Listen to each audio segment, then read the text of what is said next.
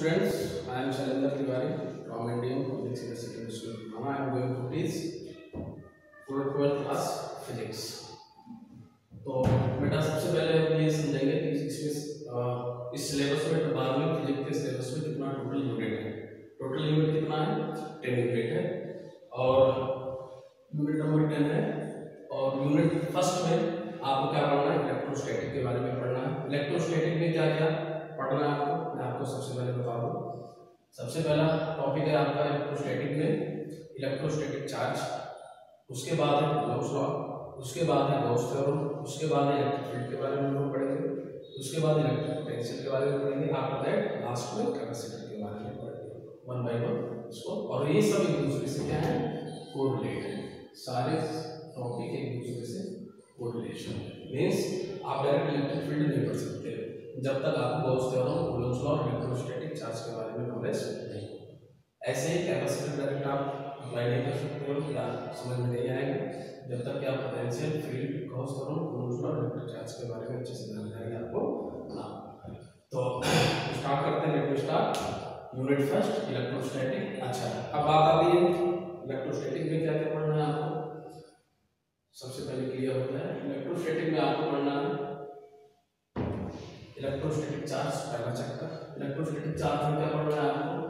What is charge, charge क्या होता है। उसके बाद टाइप ऑफ चार्ज, चार्ज कितने प्रकार का होता है। कॉज ऑफ चार्ज, चार्ज कैसे, चार्ज का कारण क्या होता है, क्यों प्रोड्यूस होता है चार्ज। उसके बाद हाउ बॉडी चार्ज, कोई बॉडी चार्ज कैसे होती है, उसके बारे में हम लोग पढ़ेंगे। इस total A B C D आपको फर्स्ट इलेक्ट्रोस्टैटिक चार्ज में आपको ये 4 पढ़ने हैं। वन बाय वन डिस्कशन करते हैं। सबसे पहले इलेक्ट्रोस्टैटिक। तो सबसे पहले हमें ये बताना चाहिए इलेक्ट्रोस्टैटिक होता क्या है। इलेक्ट्रोस्टैटिक बेटा दो वर्ड से बना हुआ है। पहला इलेक्ट्रो, इलेक्ट्रो और दूसरा static. Electro plus static, electro plus static, दो वर्ड से बना हुआ है। तो इलेक्ट्रो का मतलब पता होना चाहिए आप लोग, what is meaning of electro. Electro का मतलब हम लोग यहाँ पे ये समझेंगे चार्ज। क्या? चार्ज। इलेक्ट्रो का मतलब क्या होता है बेटा? चार्ज, मैंने चार्ज लिख दिया। और स्टैटिक का मतलब होता है रेस्ट, मींस कोई चीज रेस्ट पे। क्या होता है स्टैटिक का मतलब बेटा? रेस्ट, मींस कोई भी। तो इसका कंबाइंड मीनिंग क्या होगा? चार्ज होगा, किस कंडीशन में होगा? रेस्ट कंडीशन में होगा। मींस इलेक्ट्रोस्टैटिक में, इलेक्ट्रोस्टैटिक मींस जितने भी ये टॉपिक है, 6 टॉपिक है, 6 टोटल 6 टॉपिक है, इसमें आपको इसके बारे में पढ़ना। चार्ज मोशन में नहीं होगा, चार्ज किस कंडीशन में होगा? रेस्ट कंडीशन में होगा। मींस इसका मूवमेंट नहीं होगा, मींस ये टाइम के साथ अपना पोजीशन चेंज नहीं करेगा, टाइम के साथ ये फिक्स रहेगा, टाइम के साथ अपना मोशन नहीं करेगा। मींस सारे के सारे टॉपिक में हम लोग चार्ज के बारे में पढ़ेंगे, जो कि किस कंडीशन में होगा? रेस्ट के कंडीशन में होगा। Okay, clear. अब बेटा सबसे पहले बात आई रेस्ट के बारे में। सब लोग आप लोग जानते हो रेस्ट का मतलब क्या होता है। तो चार्ज, चार्ज नया है आप लोगों के लिए। तो चार्ज होता क्या है? सबसे पहला टॉपिक ये आपका है what is charge. What is charge, charge क्या होता है। तो बेटा चार्ज को समझने के लिए हम थोड़ा सा बेटा प्रैक्टिकली करेंगे, प्रैक्टिकल से समझेंगे। अभी मैं एक छोटा छोटा पीस कागज का लिया है और एक प्लास्टिक का कॉम लिया है। तो अभी देखो बेटा, इस कॉम को हम इस छोटे छोटे पार्टिकल के पास ले जा रहे हैं। तो देखो कुछ भी, कोई भी चीज कुछ भी नहीं हो रहा है। ओके, लेकिन जैसे ही इस काम को मैंने क्या किया? रब किया। क्या किया बेटा? रबिंग करना स्टार्ट किया।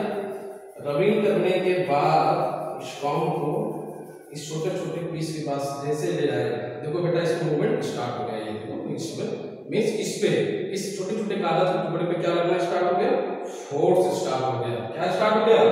फोर्स लगना स्टार्ट हो गया। तो मींस एक चीज माइंड में ये आता है कि जैसे मैंने कॉम में रबिंग किया, रबिंग करने के बाद छोटे छोटे पार्टिकल के पास ले आता हूँ कॉम को, तो उसमें एक प्रॉपर्टी आ गई, एक उसमें क्या आ गया बेटा?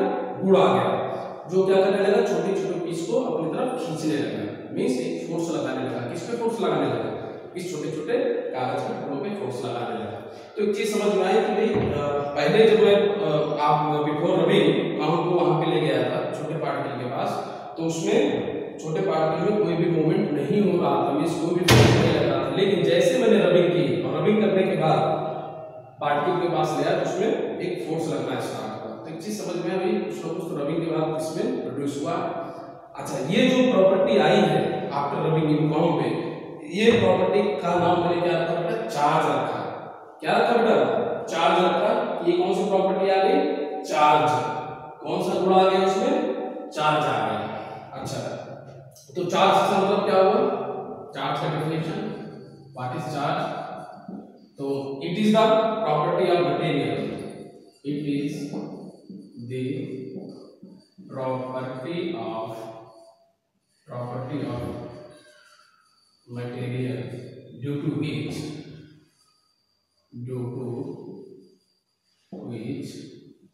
it exert force on any other material। Means charge का मतलब हम लोग क्या समझेंगे? एक ऐसी मटेरियल की प्रॉपर्टी, कौन मटेरियल है? तो ऐसी मटेरियल की प्रॉपर्टी जो क्या करने लगता है? फोर्स एक्सर्ट करने लगता है किसी अदर मटेरियल पे। तो कागज का टुकड़ा भी एक अदर मटेरियल है। तो चार्ज का डेफिनेशन हम लोग क्या समझेंगे? It is the property of material due to which it exert force on any other material. तो बेटा क्लियर हो गया व्हाट इज चार्ज? चार्ज के बारे में समझ में आ गया होगा आप लोगों को। तो हम लोग इलेक्ट्रोस्टैटिक में electro plus static, electro means charge, charge का मतलब हम लोग समझ गए क्या होता है, और स्टैटिक का मतलब क्या समझ गए हम लोग? रेस्ट। मींस चार्ज किस कंडीशन में होगा? रेस्ट। मींस सारे चैप्टर में, इस सारे चैप्टर में हम लोग चार्ज मोशन में नहीं होगा, चार्ज किस कंडीशन में होगा? रेस्ट कंडीशन में होगा। इस चीज को आप लोग को ध्यान रखना होगा। अब बेटा हम लोग पढ़ेंगे इसके बारे में टाइप ऑफ चार्ज। तो पहला टॉपिक क्लियर हो गया। दूसरा type of charge, type of charge. Charge कितने प्रकार का होता है? तो चार्ज कितने प्रकार का होता है, इसमें भी हम कुछ थोड़ा सा प्रैक्टिकली करेंगे और समझेंगे चार्ज कितने प्रकार का होता है। तो बेटा इसमें क्या हुआ? रिसर्च हुआ, कई साइंटिस्ट आए और उसको डिफरेंट साइंटिस्ट और डिफरेंट चार्ज के बारे में कितने प्रकार का चार्ज हो सकता है। तो सबसे पहले एक साइंटिस्ट आए डुफ्ले नाम के। तो उन्होंने क्या बोला कि ग्लास का रॉड लिया, मान लो suppose that this is the glass rod, और उसको सिल्क का क्लॉथ लिया, उसको क्या किया? उसमें रबिंग किया। रबिंग करने के बाद उसको इस टाइप से हैंग कर दिया। मान लो this is the glass rod, और उसको बेटा एक जगह हैंग कर दिया आफ्टर रबिंग। और ऐसे ही दूसरा सेम टाइप का मटेरियल मींस ग्लास रॉड लिया और उसको भी आफ्टर रबिंग इस टाइप से उसको भी मैंने हैंग कर दिया। सेम रॉड, ग्लास रॉड है। अच्छा, इन दोनों मटेरियल को, ग्लास रॉड को, अभी मैं बेटा टाइप ऑफ चार्ज के बारे में सबसे पहले प्रैक्टिकल करने जा रहे हैं कि कितने प्रकार का हो सकता है, डायरेक्ट में नहीं बताने जा रहा हूं, ठीक है। तो ग्लास रॉड को मैंने क्या किया? सबसे पहले रब किया, रब करने के बाद दो ग्लास रॉड को इस टाइप से हैंग कर दिया।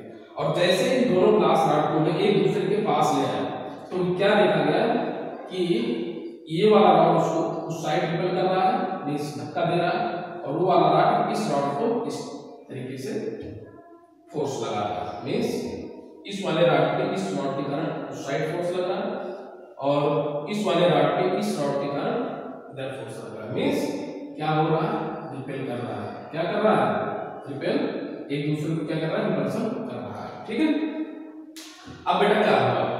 मींस एक चीज तो क्लियर हो गया, मींस सेम टाइप का मटेरियल मैंने लिया, उसको रब करने के बाद एक दूसरे के पास ले आया, और पास लाने में इन दोनों ने क्या प्रोड्यूस हुआ? Force of repulsion.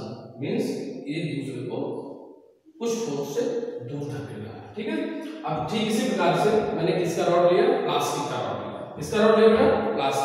प्लास्टिक के रॉड को भी उसको सबसे पहले मैंने क्लॉथ से रब किया। रब करने के बाद इस टाइप से मैंने इसको हैंग कर दिया।